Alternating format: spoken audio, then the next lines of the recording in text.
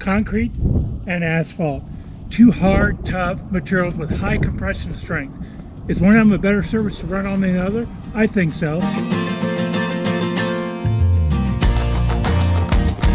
Hi and welcome to Dangerous Runner. I'm Ralph. So one of my subscribers asked about doing a video on running surfaces. What are the pros and cons, ones I like and don't like. So I thought we'd talk about that today. Now, two of the most common are concrete and asphalt. And I mentioned that both of those are hard, resilient, and have high compressive strength. I use the word hard, but we're not really interested in hardness. I remember from my college days, maybe materials class I took, that the definition of hardness is a material's ability to resist abrasion or scratching. We don't care about that. What we do care about is how forgiving it is, how much it'll compress. The more it compresses, the more it will absorb shock for impact and running. Now, concrete is one of the best materials as far as compression strength. That's why they use it in construction of buildings. They have foundations are concrete. You know, the walls can be concrete. People don't make a foundation out of asphalt, they make it out of concrete because it doesn't compress very well. So that means when you run on it, it doesn't absorb much of the impact energy that's coming back into your body. So concrete is the absolute worst material or surface to run on. Now, concrete is usually found in sidewalks, and the other issue with sidewalks is how level or even they are. The neighborhood I'm in at the moment is a pretty good neighborhood. The sidewalks are all fairly flat and level. But some of the older neighborhoods around here are very uneven. You know, tree roots can disrupt sections, freezing and thawing can crack them and cause them to get unlevel. So for those two reasons, the lack of compression and the unevenness is why I don't run on sidewalks. I only do it if I have to. If there's cars or traffic I need to get out of the way from. Otherwise, avoid concrete. Now, asphalt is still also a high compressive strength material, but it's not as bad as concrete. There is some forgiveness to asphalt. That's why it's used on roads. It's a little more pliable. The nice thing about asphalt is it's everywhere. It's on roads, it's on bike paths, it's on park trails. You're going to spend a lot of your running life on asphalt. If you do a race, probably a marathon or whatever, a 10K or 5K, you're probably going to be running on asphalt. So running on asphalt is a good thing because that's where you're going to be doing a lot of it. And the other nice thing about asphalt is it's fairly even. Roads are fairly flat. I know there's the occasional pothole, but typically you don't have trip hazards in roads, so that makes it a little safer from that aspect compared to sidewalks. So asphalt is a good running surface.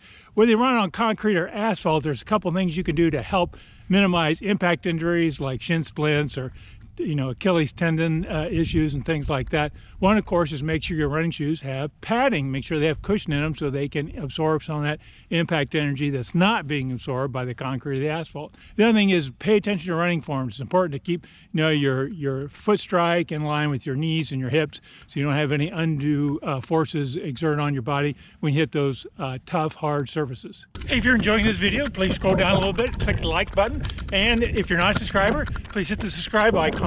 Thank you so much. You know, the problem with doing a video outside on a day like today is it's like 18 degrees Fahrenheit. My face gets so cold, it's hard to talk. So I think we'll do a lot of this inside. Okay, it's much warmer inside. So as I said, between concrete and asphalt, asphalt is my preferred material. It's going to absorb some of the impact of running much more than concrete. Without doubt, my favorite surface to run on is dirt. Dirt, firm dirt, not wet dirt. Wet dirt's slippery, that's mud. But firm dirt, it's firm, it's compacted, but it absorbs a lot more of energy and impact than asphalt or concrete. Now, there's a couple areas we can run on dirt. One's a dirt road. Now, I don't know about you. Where I live now, I've only lived here about 4 years. I'm not familiar with any dirt roads in here, and they may be out there. I just don't know where they are. And typically, if it's a dirt road, it's kind of out in the boonies somewhere, and you have to go find it and drive to it and park to it and see if you can run on it. So where I run on dirt are trails. I go to a state park or a national park, whatever is close to you, and run on dirt trails. I find that very relaxing. I find it easier on my joints. Now, the thing about dirt trails, though, is they are a little more treacherous. They're more uneven. They can have trip hazards like rocks and roots, so you do have to be more careful. In fact, if you want to run on dirt trails, get some trail running shoes. They have better treads on them to help grip with the trail.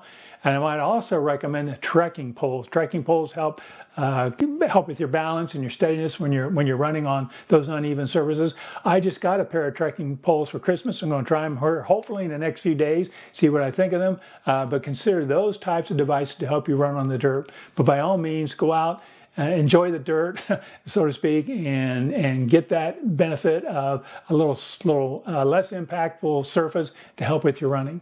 Now, related to dirt is grass. Grass is a great running surface. It's soft, and you also have that root bed from all the roots of the grass. It provides a lot of good cushion on impact when striking the ground.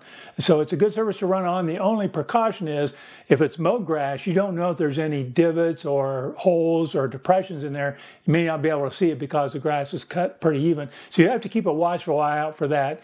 And the other issue with grass is finding a large enough grass area to run, especially if you want to run a longer distance. I suppose you can go out and find a big field and run around it. That's always an option. I typically don't like to run in grass just because it can be uneven and those depressions and things can be hidden depending on how the mower deck is set and how it's cut. So, but it's a great surface to run on. You know, by all means, have at it. Now, there's also snow, at least in the wintertime. You can run on snow. Again, snow helps absorb impact, especially if it's packed snow.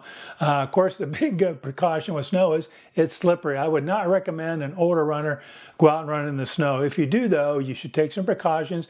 Wear, again, trail running shoes, or I have a pair of Peregrine, Saucony Peregrine ice shoes, which has some additional traction and materials on them to help with ice and snow.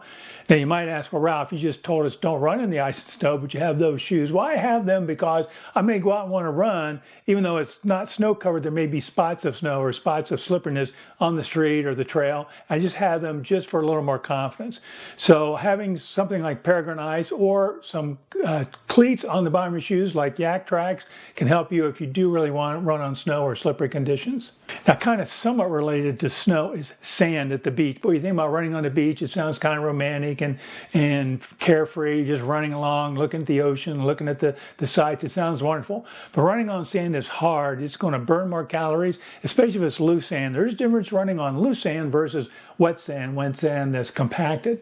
The big thing about running on sand is while it does absorb a lot of the impact of running, it moves. It's going to move on your feet, so you're more likely to put additional stress on your ankle, your feet, maybe more likely to twist an ankle or cause an injury. So I would be very cautious about running on sand. Again, I would recommend if you're an older runner not to run on sand. Now, some of you hear this and say, wait a minute, I live by the beach, I run on sand all the time, and that's fine. If you're an experienced runner who's familiar with running on sand, your body's probably adjusted to it. Your body's probably strong in those areas that accommodate the changes in sand. So by all means, keep at it. But if you're like me, I don't run on sand. I'm not going to go to the beach and start running on sand. I'm going to hurt myself. So kind of avoid sand if you're not used to it or experienced to it. Now, I was on Reddit. Reddit, it's kind of a neat website, and I was following one of the running subreddits, and somebody was talking about running on cinders, and I completely forgot about running on cinders. I think the last time I saw a cinder track, I think was when I was in high school. I think my high school had a cinder track around the football field.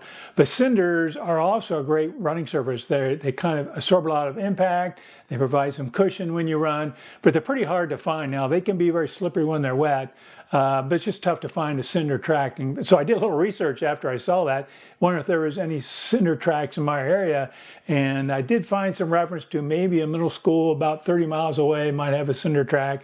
Nothing I'm going to seek out and do, but if you come across a cinder track, it's a great surface to run on. By all means, do it.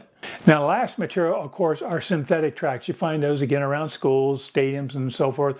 Those are great running surfaces. They're firm, but they're cushioned. They absorb a lot of impact, and just really a pleasurable material to run on.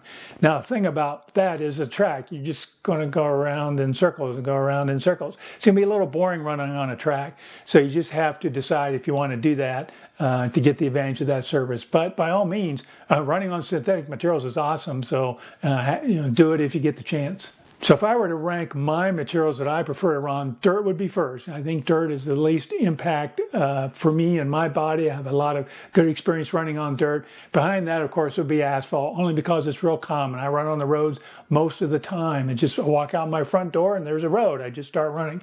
So asphalt, I think, again, if you have shoes with some cushion to help absorb some of the impact, watch your running form. You can run injury-free and carefree on asphalt as much as you want. I would caution against running on snow. I caution against running on sand and even grass to some degree. Be careful of those areas. Make sure you've got good footing. Make sure you're paying attention to what you're doing so you can avoid injury and trips and falls of that nature.